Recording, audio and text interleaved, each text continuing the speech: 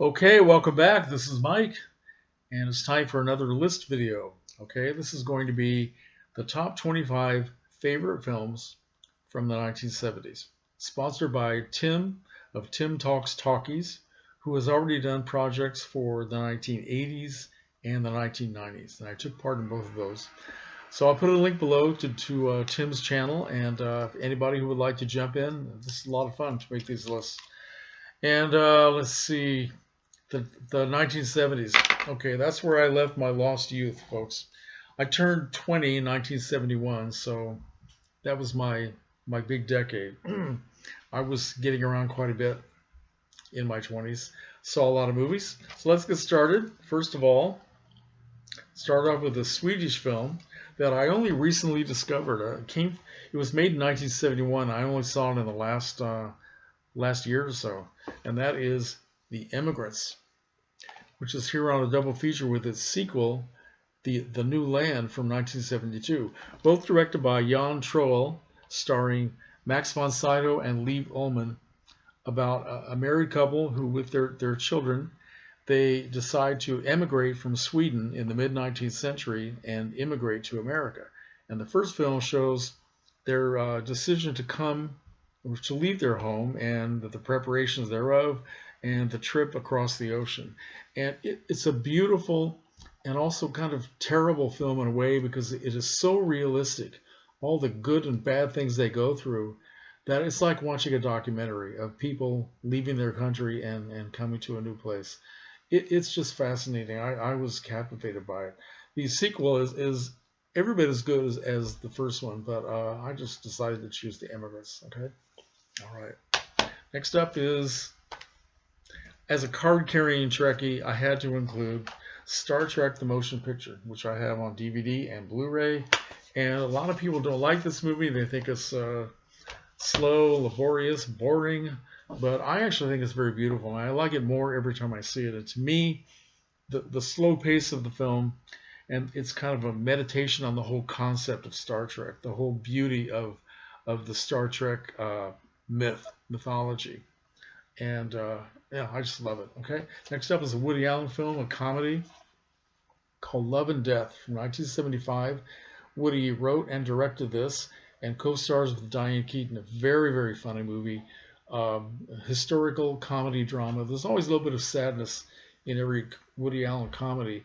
And he does sort of a comedic take on some of the films of his favorite director, Ingmar Bergman. Okay, very funny movie. And next up we have a not very funny movie. This is from Robert Altman. It's called Three Women, starring three great actresses: Shelley Duvall, Sissy Spacek, and Janice Rule. And I don't know how to explain this. I won't even try, but it's a fascinating film to watch. And as you can see on this sticker here, Ebertfest 2001, Roger Ebert Film Festival here in Champaign. And I bought this used at a video store that was going out of business. But I actually saw this movie when it first came out, and it will have you scratching your head wondering what it's all about. But I'll leave that up to you to figure it out. Next up is an English film, Quadrophenia. Okay, this is based on the album by The Who, and of course The Who's music is in here. But it's a very serious story about a young man in working class England who is trying desperately to find his way in his country and in his life amid so many social changes and class distinctions and all this sort of thing. It's a really fantastic movie and a lot of good music going along with it as well. So next up is the best horror movie ever made in outer space, and that is Alien, right? Which is in this nice compilation Blu-ray package. Alien is truly one of the darkest films ever made, and I think that it's superior to all the sequels. Although I do like the sequels, but Alien stands completely on its own. Wow, fantastic movie. Never get tired of watching it and rewatching it, even though it creeps me out every single time. Next up is a classic comedy. It was a great decade for comedy. There's a lot of comedy in my list here. The Out of Towners, starring Jack Lemmon and Sandy Dennis, which is here on a double feature with the really very good remake starring Goldie Hawn and Steve Martin Okay, um, to me this stands out mainly because of Sandy Dennis. There is no one else like her. There are no Sandy Dennis types. There was only one of her, and she was perfect for this. Jack Nicholson. Jack Nicholson. Did I say Jack Nicholson? Jack Lemmon. Okay, sorry. Anyway, the Out-of-Towners. Next up, you might be laughing a little bit in this. I'm not so sure. Eraserhead by David Lynch, which is so unbelievably strange that yeah, you'll be scratching your head again, and try scratching that. Um, I saw this first as a midnight movie once or twice, and then of course when this came out, I had to get it, and it's amazing. In heaven, everything is fine. Yes. Next up is a very serious film, The Rolling Stones, Gimme Shelter. And this is a documentary about what went on during the Altamont Music Festival in 1969, where when the Stones were up on stage doing their musical thing, somebody was in the audience getting killed. And it's a very creepy movie, one of the best documentaries about that era and about music festivals, you know, that you will ever see. And great music as well, by not only by the Stones but by Jefferson Airplane. Yeah, fascinating movie. It's amazing they got so much of that on film. I guess that was their intention, to make a movie. So, one of the best horror films ever made. Most people agree. The Wicker Man, starring Christopher Lee as the head of a strange devil cult living on an island off the coast of Britain, who have a very special thing planned for a guy who comes over to investigate, who is Edward Woodward, comes over to investigate the disappearance of a young girl. And everybody knows what happens. I probably will eventually upgrade to Blu-ray eventually. I don't know, but this is such a great movie, right? Next up, another horror film. It's not supposed to be, I guess, but it turns out that way. Deliverance. John Voight and Burt Reynolds decide to take a nice little trip down a river, way out in the middle of nothing, because the river is going to be dammed up and then disappear forever. And a few other things disappear forever. This is a very good movie, very creepy. Okay, next up is a great comedy called Harold and Maude, Ruth Gordon and Bud Cort. And this is, let's see, directed by Hal Ashby, music by Cat Stevens.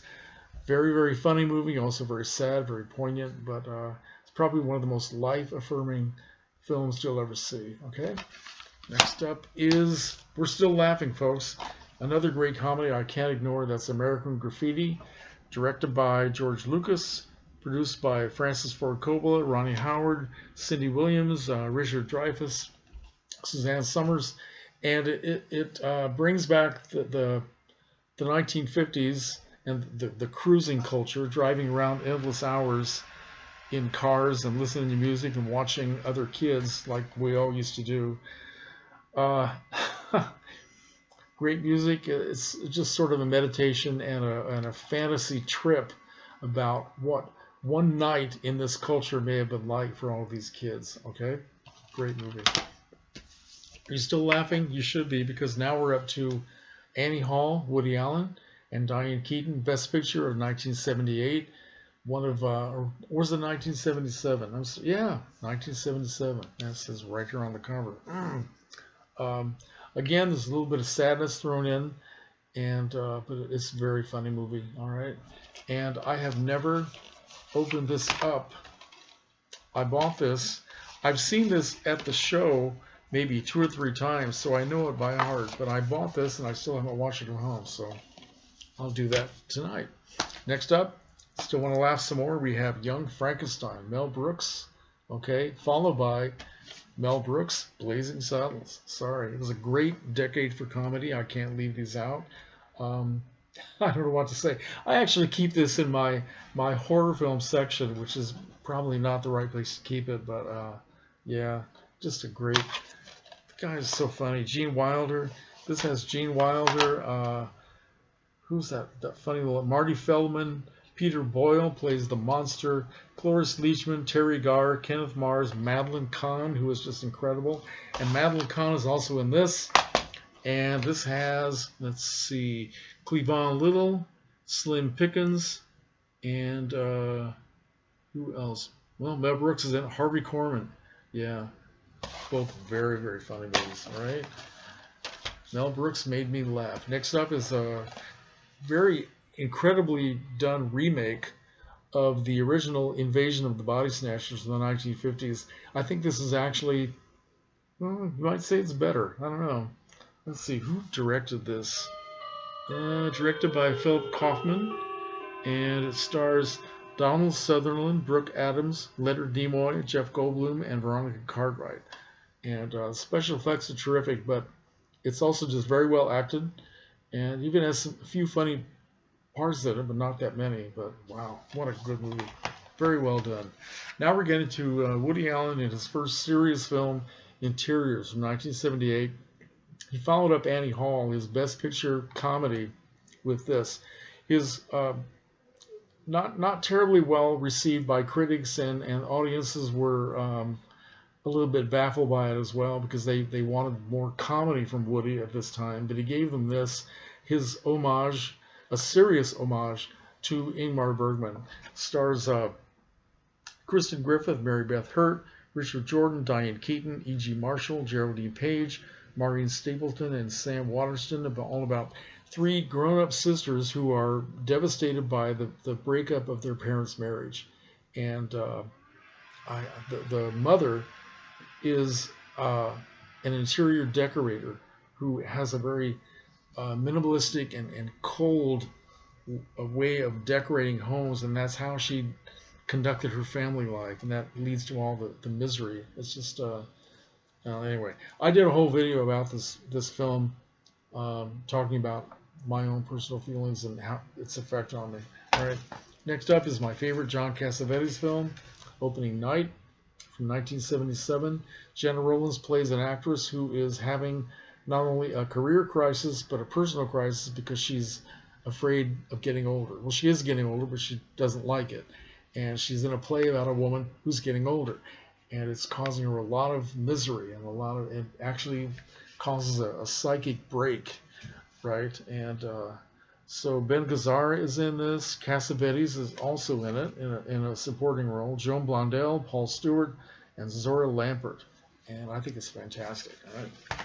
Next up is a classic film noir, which I have on DVD and Blu-ray. Chinatown, directed by Roman Polanski, starring Jack Nicholson and Faye Dunaway. I just can't say. John Huston is also in it. It's a beautifully made film. Again, it's kind of a dedication, or an imitation, you might say, homage to the film noir genre, and Polanski does it beautifully. But he has one of the darkest stories that has ever been in any picture, film noir or otherwise, and it's really fascinating. Okay, next up is a film which kind of defines the generation that I came from, Woodstock. Woodstock the movie, which is all about Woodstock the concert and human experience.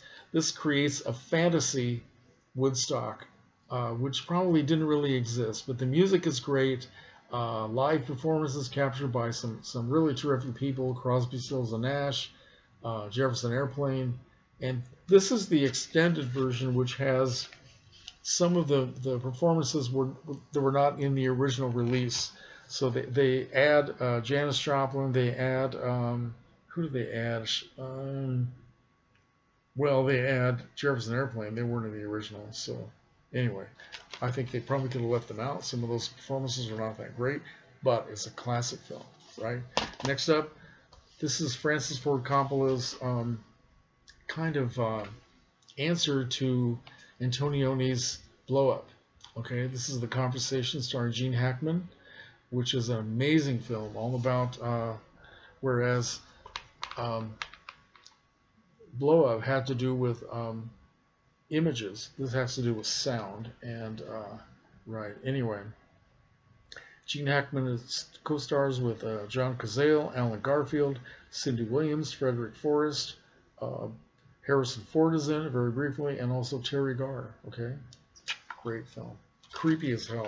Great film. Next up is a little bit of a departure. This is a film that I went back to see.